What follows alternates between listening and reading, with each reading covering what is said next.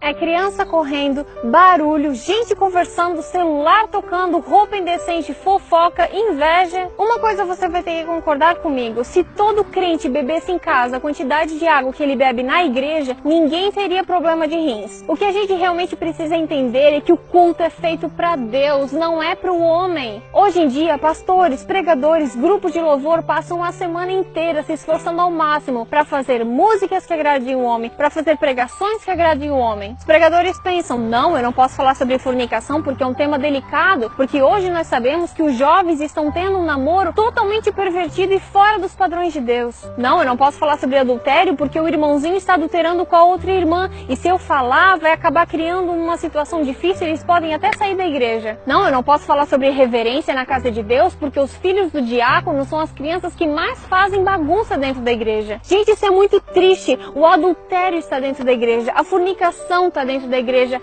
a indecência está dentro da igreja. Tem pessoas que não se situam que estão na casa de Deus, acham que é um clube porque entram lá de qualquer jeito, ficam falando alto, ficam no celular. O que está acontecendo? Será que é esse o povo que aguarda ansiosamente a volta de Cristo? Povo que diz que ama Cristo de todo o coração, que é o maior amor de sua vida, mas não passa nem 10 minutos com Ele? Povo que diz que o evangelho precisa ser pregado nos países orientais, mas nem os seus próprios amigos de trabalho e faculdade sabem que ele é cristão? Povo que diz que daria vida por Jesus, mas não dá nem 10% do dízimo? Gente que diz que sofreria todo e qualquer tipo de provação por amor a Cristo, mas não aguenta ficar 5 minutos de joelhos? Tem crente dizendo que ama Cristo, mas se o culto termina 11h30 e já são 11h35, ele já começa a se coçar no banco, já fica todo incomodado. Tem crente que diz que não vai pra igreja porque tá chovendo. Tem gente que deixa de ir pra igreja porque o irmão não cumprimentou, porque aquele lá não me abraçou, porque aquele lá não me convidou para almoçar junto.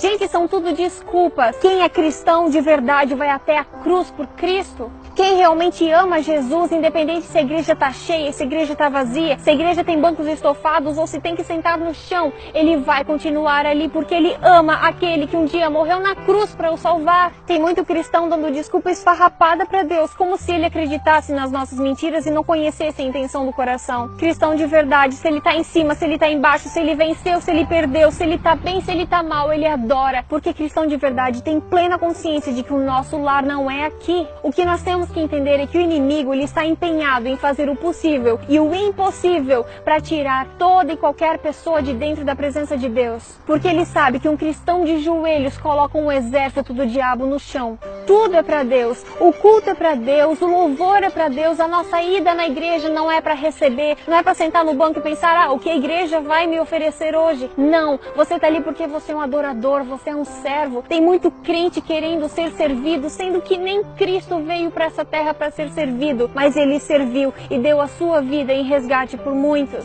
Deus está chamando uma geração de cristãos que realmente coloquem no coração esse senso de urgência de que a gente precisa mudar. O número de cristãos cresce assustadoramente cada dia mais e parece que quanto mais cresce, mais nós nos acomodamos, mais nós tratamos as coisas com descuido. Nós precisamos entender que igreja não é um clube. A gente não pode ir com qualquer roupa, falar qualquer coisa, se comportar de qualquer maneira e fazer as coisas de qualquer jeito para agradar o homem, para fazer legal, para fazer divertido, para poder compartilhar no Facebook. Não. O real motivo de tudo que nós fazemos dentro e fora da igreja é adorar a Deus. Tenha cuidado quando for ao templo. Pense bem antes de falar. Deus está no céu e você aqui na terra, portanto, fale pouco.